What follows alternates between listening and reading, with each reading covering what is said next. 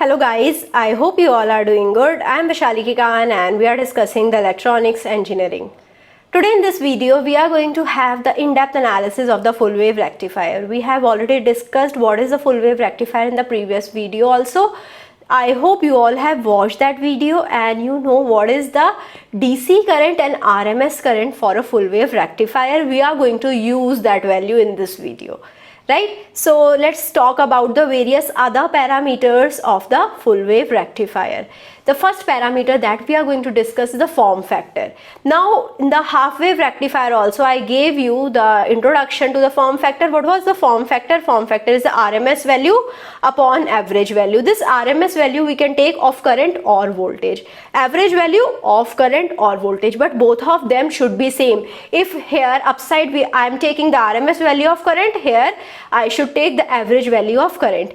If I am taking RMS value of voltage, I should take the average value of voltage. So what would be the form factor? Form factor would be RMS value of current upon the average value of current, which is Im upon root 2. We talked about the RMS value of current, which came out to be Im upon root 2. Average value of current came out to be equal to 2 Im upon pi, right? So here you can see Im and Im will get cancelled out, right? This pi will go upside and this root 2 will come downside. So I will be having pi upon 2 root 2, which you will calculate. It will come out to be equal to 1.11. So the form factor for the full wave rectifier will come out to be equal to 1.11. Right, so now coming to the next parameter, which is average DC load voltage. We talked about the average DC load current. Now talking about the average DC load voltage. So VLDC will be equal to IDC into RL, right? So now what is my IDC? We talked about the IDC also. Here also I told you what is IDC. IDC is 2Im upon pi. So when I multiply 2Im upon pi with RL, I will be getting VLDC. Similarly, we will be having the RMS load voltage. So this is my RMS load voltage, VLRMS, which is IRMS into RL. So what is IRMS? IRMS is Im upon root 2. When I multiply it with RL, I am going to get the VLRMS, right? So what is Im? In the terms of Vm also I can represent this Im. It will be equal to Vm upon the total resistance. So Im is Vm upon RL plus Rf plus R2, and here we had 1 upon root 2. So similarly I can represent VLDC also. It will be equal to 2 upon pi Vm upon RL plus Rf plus R2 into RL. So this is how I can represent the VLDC and VLRMS in the terms of Vm, right? So how I can represent it? I can take this RL in the denominator.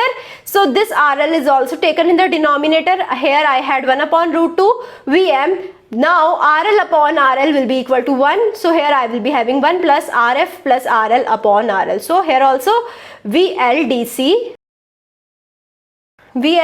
will be equal to 2 upon pi Vm upon 1 plus Rf plus R2 upon RL, right? So this is how I can represent the VLDC. Now when RL is much greater than R2 plus Rf, that is the condition that I said you in the previous videos where I was discussing about the half wave rectifier as well. So at that condition VLRMS will be equal to Vm upon root 2. VLDC will be equal to 2Vm upon pi. So this is how we can have the average load DC voltage and average load RMS voltage. So I hope you understood both of them. Now coming to the ripple factor. What is the ripple factor? Ripple factor can be computed from the form factor. I derived this equation in the previous video for the half wave rectifier as well. So ripple factor is given as form factor square minus 1 power 1 by 2. So under root ff square minus 1. So what is form factor? Form factor we already calculated, it was 1.11. So r will be equal to under root 1.11 square minus 1. If you compute it, it will be coming out to be equal to 0.48. In the percentage, we can represent it as 48%. So quality of the DC voltage which is obtained from the full wave rectifier is comparatively better than what we were getting in the half wave rectifier, right? So here we will be having less of AC output. What was the ripple factor indicating? It was indicating what is the amount of AC current in the output, right? Or what is the amount of AC voltage in the output. So AC factor here would be less. So ripples in the full wave rectifier is 48%, which is much less than 121% of half wave rectifier. So in comparison, I can say full wave rectifier is going to give me better results. Now coming to the rectification efficiency. What was the rectification efficiency? Output DC power divided by input AC power multiplied by 100. So what is the output DC power?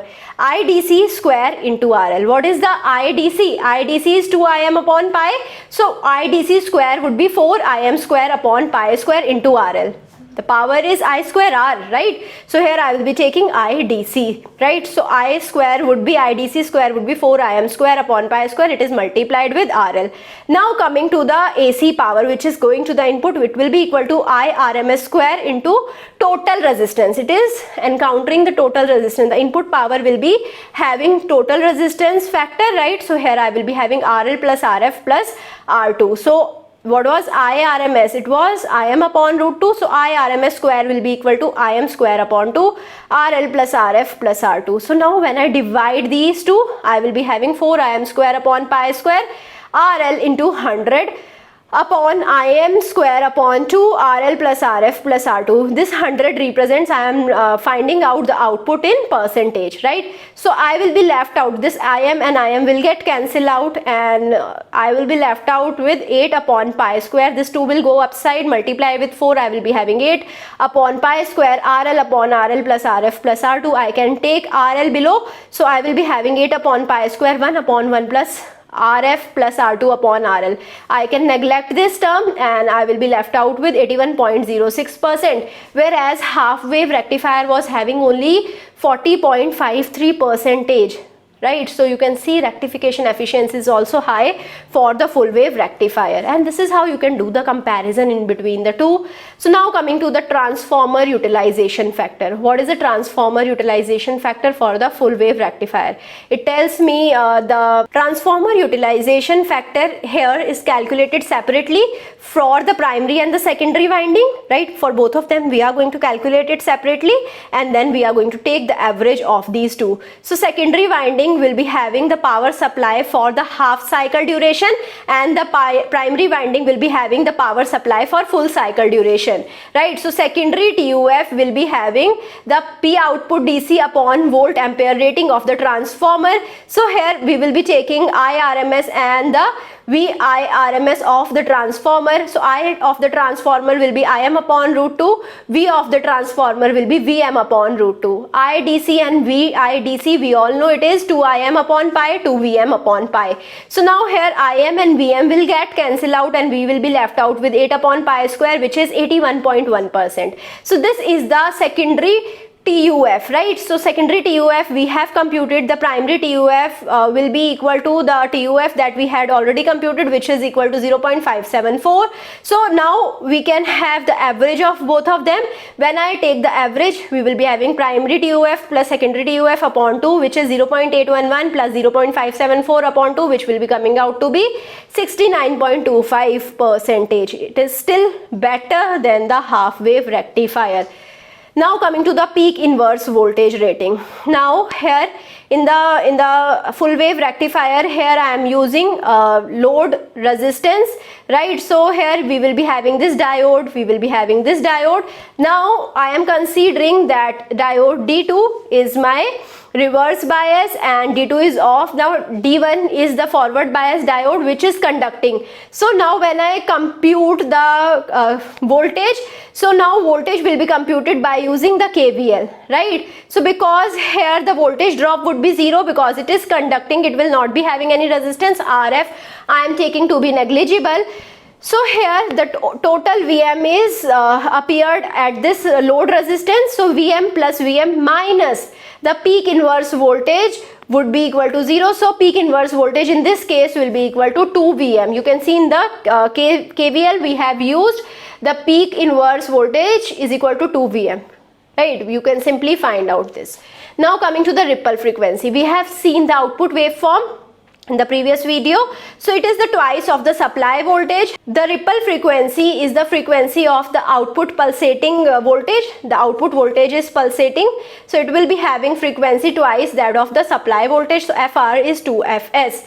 Now coming to the advantages and disadvantages of the center tapped full wave rectifier. So what are the advantages? First, it will be having low ripples as compared to the half wave rectifier. It will be generating more DC output. It is having the better rectification efficiency, right? It is not going to cause much of the losses. It is having the better transformer utilization factor. It is having higher values of DC current and voltage, right? And after that, we will not be having possibility of transformer core saturation. Transformer core will never saturate because here we will not be having any zero voltage at the output. Now what are the disadvantages? We are having the minimum voltage, which is half of the maximum induced voltage at the secondary winding. What was the minimum voltage? In the input we have minus Vm, but at the output the minimum voltage is 0 only, right? That is half. Peak inverse voltage is twice of the half wave rectifier, so I have to choose the diode very carefully. If I choose a diode in which the peak inverse voltage is very high, right, and the diode cannot tolerate that much of reverse voltage, it will become damaged, right? So we have to avoid this possibility. High rating diodes are required. So it is having much increased cost due to the center tap transformer. High rating diode and the center tap transformer are increasing its cost. So I hope you understood all of the things that I have discussed in this video. If you have any doubt, you can put the doubt in the comment and I will be trying to resolve your doubt as soon as possible. I hope you like this session. If you like it, please push the like button, subscribe to the channel, share it with your friends and also give me your feedback. Thank you so much.